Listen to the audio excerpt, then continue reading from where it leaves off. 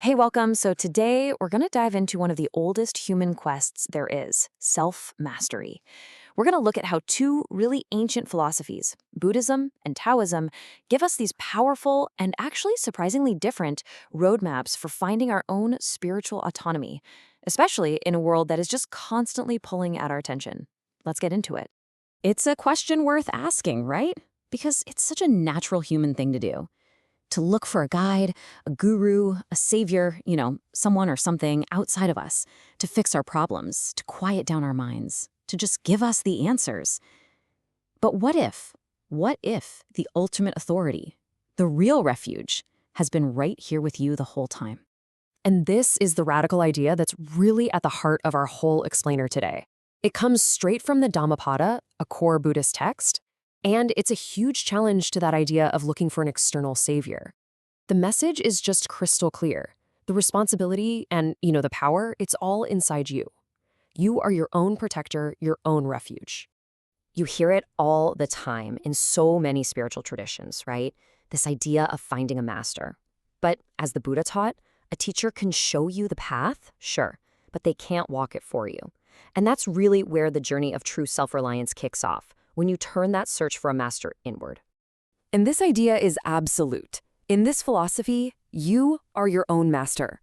Your destiny isn't decided by some higher being looking down and judging you. Nope, it's determined by your own actions, by your own mind.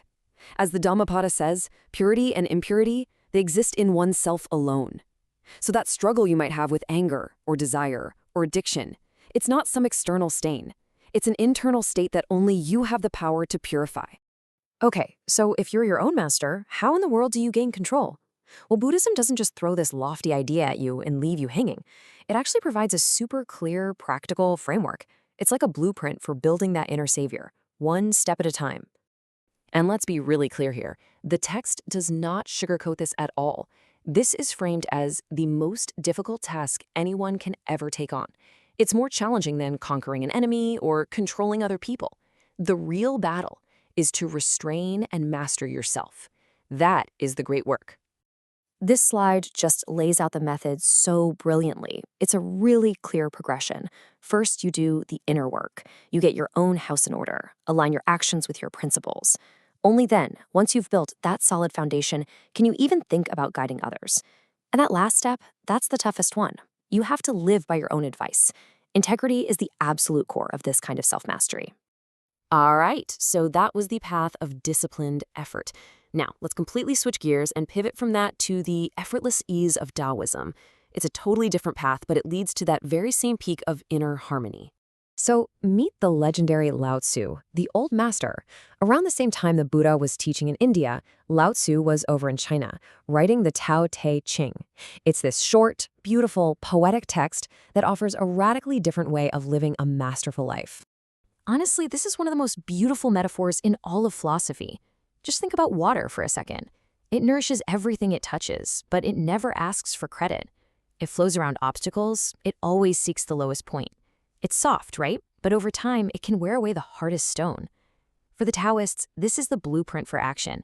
Don't strive, be yielding, and find your strength in gentleness. So here we are. We've got two incredibly powerful models for self-mastery. One is all about disciplined self-control, like a craftsman straightening an arrow, and the other is about effortless flow, like a river finding its way to the ocean.